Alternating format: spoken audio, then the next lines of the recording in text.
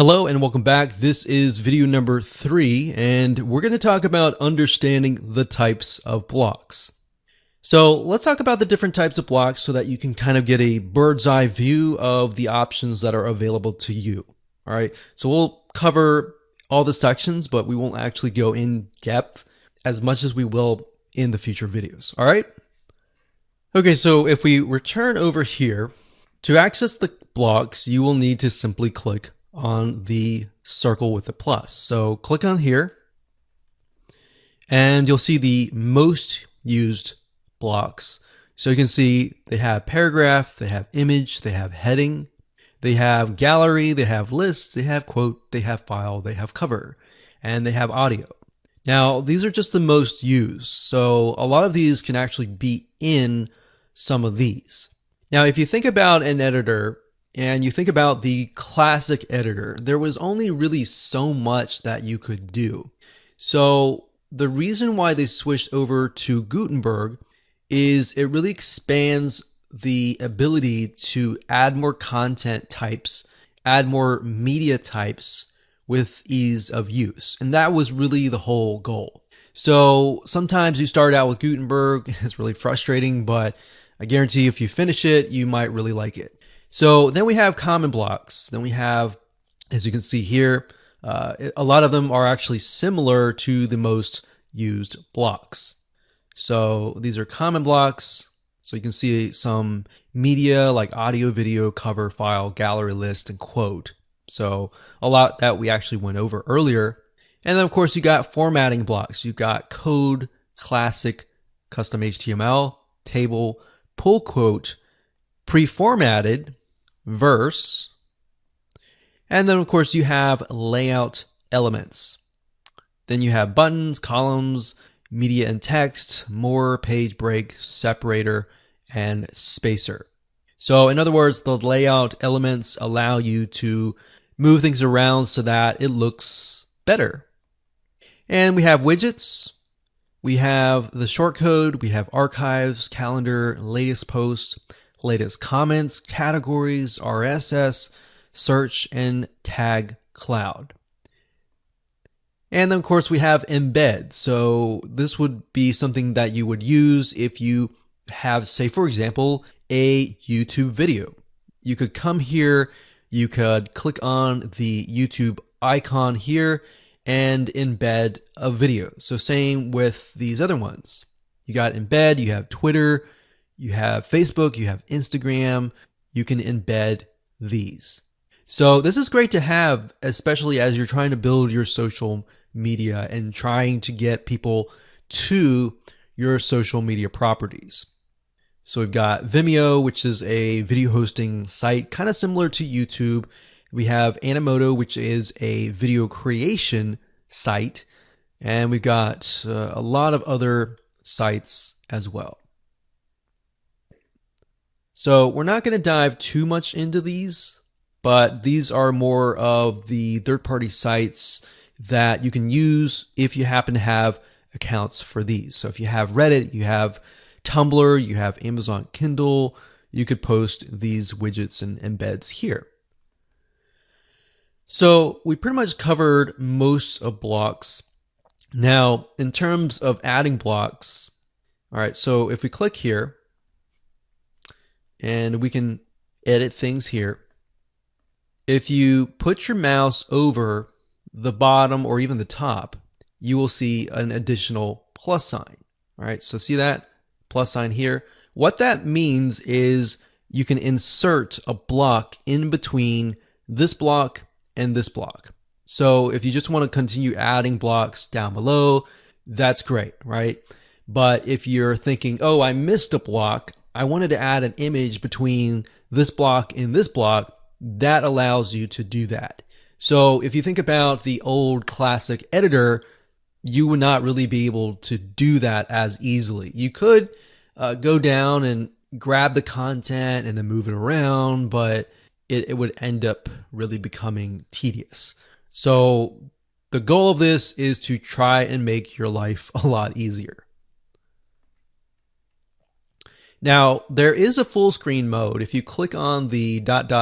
here, you can click on full screen mode, and that will basically expand it so that you can see the editor. You don't have to see the left sidebar or anything like that. So what we're going to do is we are going to keep it like this so that we don't really have anything like distracting us. All right.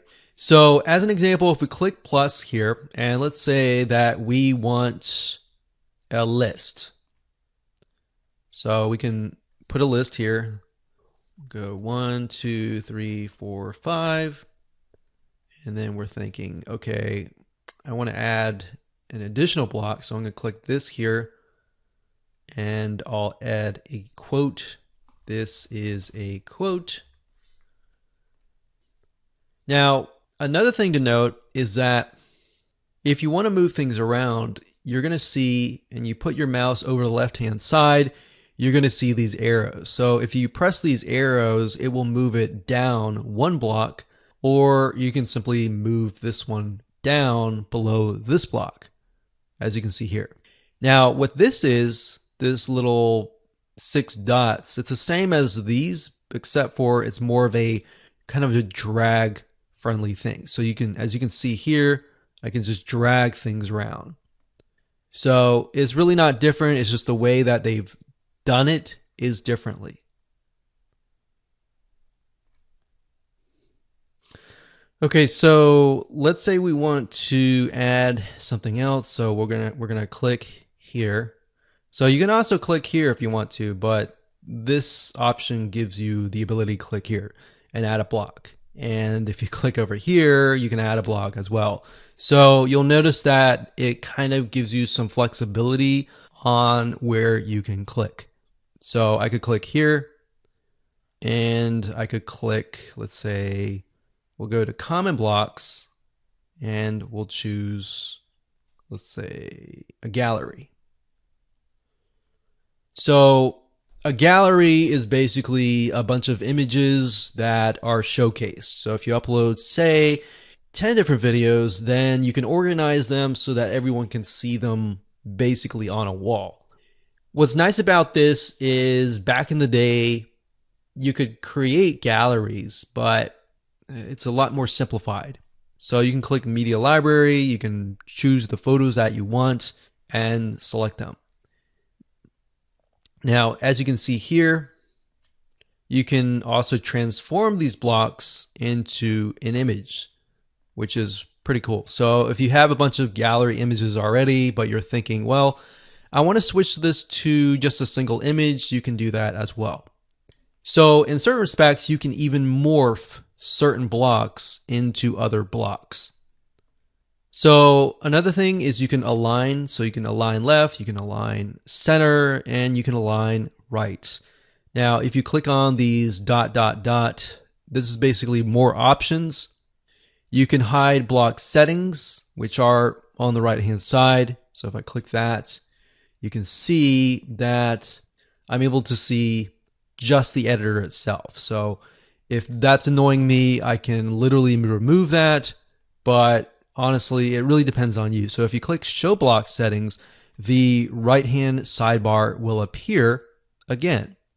All right, so that's a little tweak.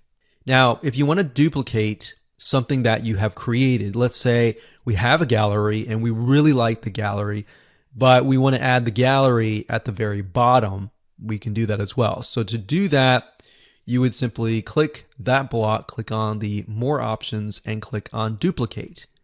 And as you can see, it has made a duplicate of that block. So if you want to delete that, you can click remove block. All right. So again, more options. You can insert before or insert after. What that means is if you click it, you will insert a brand new block before or after. So like you're seeing here, there's a lot of options. You can either click here, you can either click here, or you can simply click on the block and click on insert before. You can also edit as HTML. So for those of you who are more advanced and you don't really like how things are laid out here, let's say I want to go to the quote section, or maybe let's do a paragraph. So I'm going to add a paragraph up here. So let's add a paragraph. This is a paragraph. And let's say, for example, that I want to add like a JavaScript code or a HTML code. What you do is you click on that block, click here, click edit as HTML, and you simply enter the HTML. And of course, when you're done, you just click this and you click edit visually to go back to the visual editor. So the visual editor is basically kind of a what you see is what you get. And this is more so that you can see it, what it looks like to the end user. And the HTML code is the code in the back. All right, so you can add reusable blocks. So you basically can create blocks that can be reused again and again. So think about these kind of like templates. So this could be like template 1, and you click save. All right. So if we click plus here, and you go down to reusable right here, you can see that template 1 is here. So if we click on that, you're able to add that here. So this is very, very convenient, especially if you have certain elements that you like to repeat over and over and over again. And you want to go to a different post or a different page and add that specific element to that page without having to redo everything. All right, so that is very convenient. So that's that. We're not really going to go in too much depth over here because we'll go in more depth in a minute in terms of the blocks and the actual settings of the block. Now, if you go over here, if you click on add image, or these are kind of like quick things. And a lot of times these here are elements that you have added in the past. So if you're the person who adds a lot of images, you could click just here, click add image, and there you go. So you can either upload the image, or you can click on media library, or you can insert from a URL. So if you have an image that is already hosted, you can simply enter the URL here. So what's cool about Gutenberg is, as you can see, it gives you several different options. So there's not really just one way of doing things. There are actually several ways of doing things. Now, from a newbie standpoint, that might look complex because you might be thinking, why is this here? Why is this here? Why is this here? But the reality is it's trying to make things more convenient for you. So let's go further down, and we'll put this down here. We'll click plus.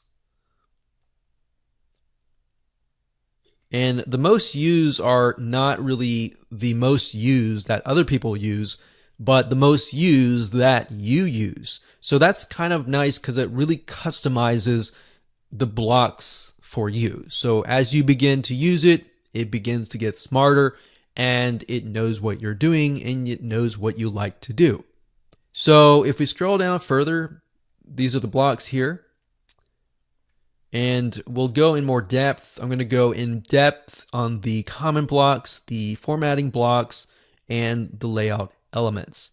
But like I said, the widgets are a little bit more advanced, but shortcode is basically if you have a plugin and they give you a shortcode and they say add this shortcode to your page. So if you were to do that, you click on shortcode and you would simply add the shortcode here.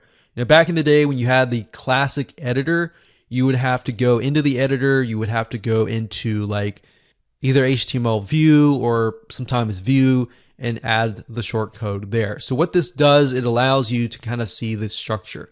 Now, since we've added several blocks already, if we go back to the top under block navigation, we can actually see how our blocks are set up. So you can see that at the top, I've got heading, I've got quote, I've got 2 reusable blocks, I've got list, paragraph, gallery, image, and shortcode. Now, if I click on one of these, like let's say I'll click on list, it will go straight to that block.